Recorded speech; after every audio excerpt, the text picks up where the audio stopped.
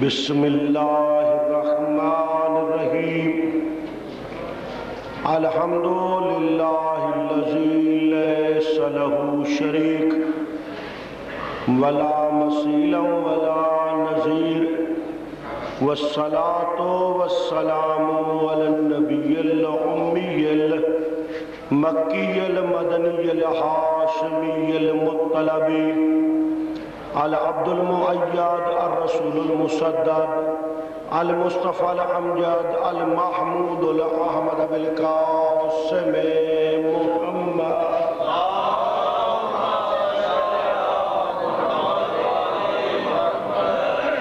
وآلہ الطیبین الطاہرین المعصومین المنتجبین الصالحین اما بعد فقد قال اللہ تبارک و تعالی فی کلام المجید و فرقان الحمید بسم اللہ الرحمن الرحیم قد جاءکم من اللہ نور و کتاب مبین درود بر محمد و آلہ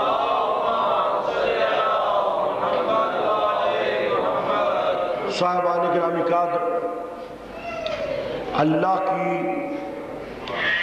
تخلیق اول نور مصطفی کتنا قدیم ہے، کب سے ہے، اس کا اندازہ ناممکن ہے۔ ماشاءاللہ کوئی بندہ اندازہ نہیں کر سکتا کہ نور مصطفی کب سے ہے۔ کتاب کا نام ہے مدینۃ المعاجز۔ مدینۃ المعاجز میں لکھا ہے کہ ایک دن نبی رحمت نے جبرائیل سے پوچھا کہ جبرائیل تجھے کوئی اندازہ ہے کہ تیری عمر کتنی ہے؟ جبرائیل عرض کرنے لگا مولا اور تو مجھے کچھ یاد نہیں، آسمان کے ایک دائیں کنارے سے ایک ستارہ طلوع ہوتا تھا جسے میں نے زندگی میں 30,000 مرتبہ دیکھا ہے، اور وہ ستارہ ہر 30,000 سال کے بعد ایک مرتبہ طلوع ہوتا تھا۔ تو 30,000 کو 30,000 سے ضرب دے، 90 کروڑ سال حضرت جبرائیل کی عمر۔ کہا جبرائیل کوئی تو اس سے بھی بڑا ہے؟ فرمایا میرا بھائی میکائیل وہ اس سے بڑا ہے۔ فرمایا میکائیل کو بلاؤ۔ میکائیل آیا، پیغمبر نے پوچھا میکائیل تیری عمر کتنی ہے؟ کہا مولا یہی ستارہ جو میرا بھائی جبرائیل بتا رہا ہے میں نے اسے 60,000 مرتبہ دیکھا ہے۔ اب 30,000 کو 60,000 سے ضرب دے، 1 کروڑ 1 ارب 80 کروڑ سال، 1 ارب 80 کروڑ سال حضرت میکائیل کی عمر۔ کہا میکائیل کوئی تو اس سے بھی بڑا ہے؟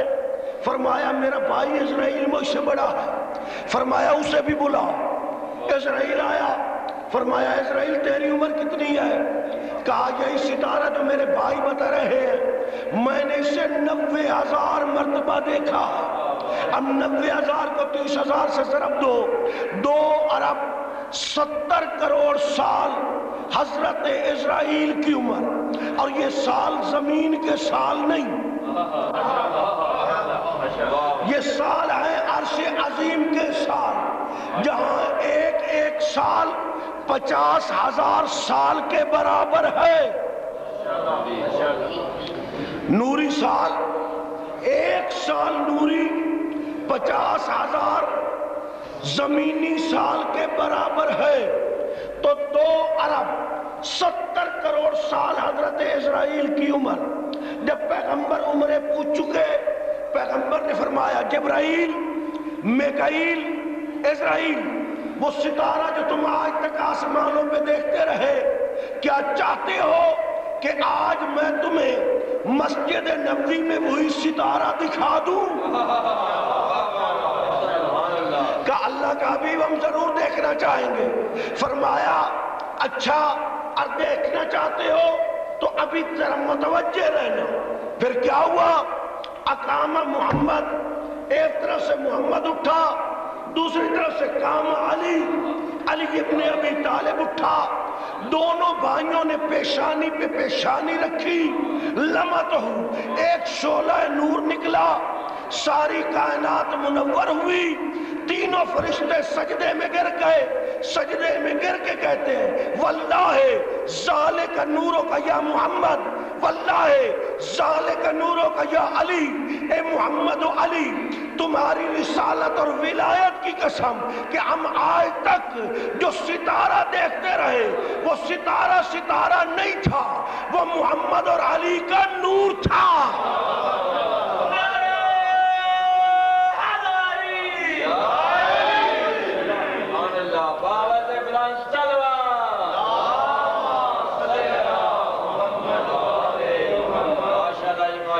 تو اتنا قدیم ہے نور مصطفی، کوئی اندازہ نہیں کر سکتا کہ نور مصطفی کب سے ہے۔ ایک روایت ہے کہ ہمیں اللہ نے حضرت آدم سے 4,25,000 سال پہلے خلق فرمایا۔ الدمۃ الثاقبہ میں یہ روایت ہے کہ 4,25,000 سال ہم حضرت آدم سے پہلے خلق ہوئے، اور یہ سال عام سال نہیں ہے، ہمارا نظام شمسی ہمارے سال کو تشکیل دیتا ہے، اور اس قسم کے 2 لاکھ نظام شمسی کائنات میں پائے جاتے ہیں، اور یہ سارے نظام شمسی ایک قطب نما کے گرد گردش کر رہے ہیں۔ یہ سائنس ہے اس دور کی کہ 2 لاکھ نظام شمسی ایک قطب نما سے روشنی لے رہے ہیں اور اپنا ایک چکر 2 ارب سال میں پورا کرتے ہیں۔ 2 ارب سال میں ایک چکر مکمل کرتے ہیں، تو 2 ارب سال کا بنا 1 سال، اور 4,25,000 سال آدم سے قبل محمد و آل محمد کی تخلیق ہے۔ اب اللہ یہ اندازہ کرے کہ یہ کب سے ہے۔ ایک اور روایت ہے، فرمایا تم خیال کرتے ہو کہ آدم ایک ہے، یہ آدم جو تمہارا آدم ہے، اس آدم سے پہلے 70,000 آدم گزر چکے ہیں،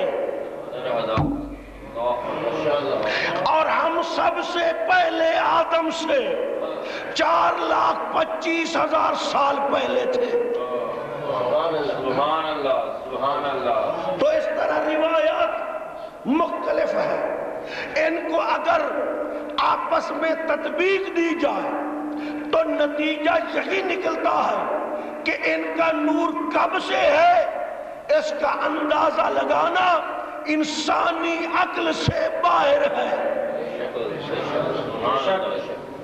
اب محمد و آل محمد نے جس ذہن، جس سطح، جس فکر کے انسان سے گفتگو کی، اسے اس کے ظرف کے مطابق سمجھانے کی کوشش کی کہ ہمارا نور کب سے ہے۔ لہذا یہ روایات میں جو مختلف سال بتائے گئے، یہ اصل میں اختلاف نہیں ہے روایات کا، اصل میں سمجھنے والے کی عقل کے مطابق فیصلہ کیا جا رہا تھا۔ یہ کب سے ہے اس کا کوئی اندازہ نہیں،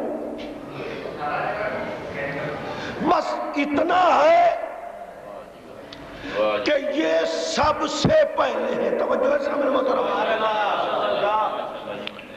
بس اتنا ہے کہ یہ سب سے پہلے، اس کا اندازہ ہی کوئی نہیں کہ یہ کب سے ہے سب سے پہلے۔ اگر یہ نہ ہوتے تو کائنات میں کوئی شے نہ ہوتی۔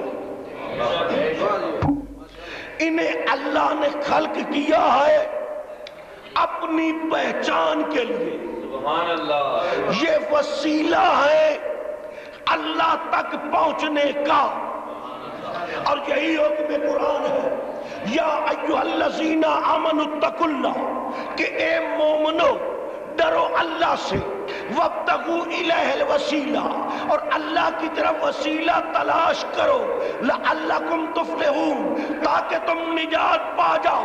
قرآن نے وسیلہ تلاش کرنے کا حکم دیا ہے، یہ نہیں کہا کہ وسیلہ تم خود بنا لینا۔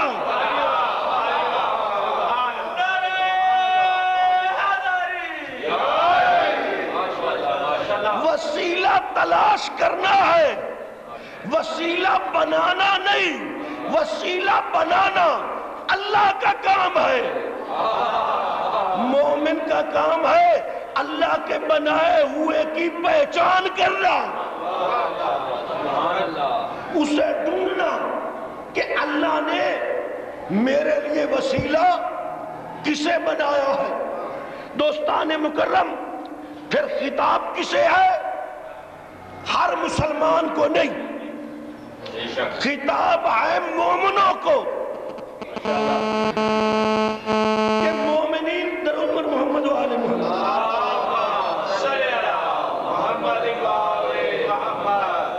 درود پر محمد و آل محمد۔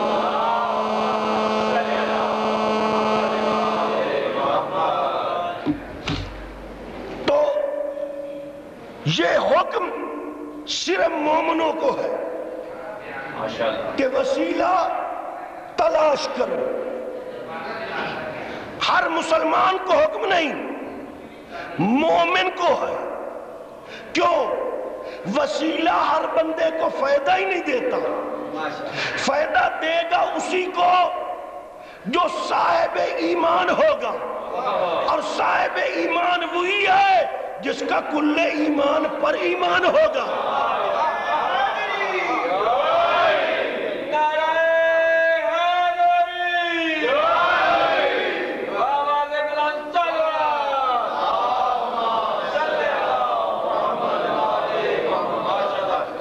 اے مومنو تقوی اختیار کرو اور اللہ کی طرف وسیلہ ڈھونڈو۔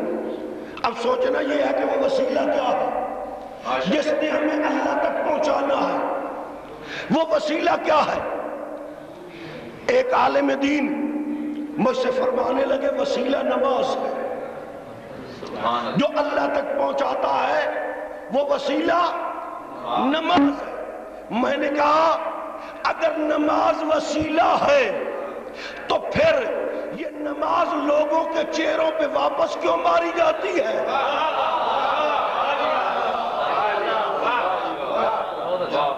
یہ واپس منہوں پہ کیوں مار دی جاتی ہے؟ اگر نماز بھی وسیلہ ہے تو پھر یہ واپس کیوں ماری جا رہی ہے؟ بھائی امام شافعی کہتا ہے یا آل بیت النبوہ کفاکم فی فضلکم، کہ اے اہل بیت نبوت تمہاری فضیلت کے لیے بس اتنا کہہ دینا کافی ہے کہ من لم یصلی علیکم لا صلاۃ لہ، کہ جو تم پہ درود نہیں پڑھتا اس کی نماز نہیں ہوتی۔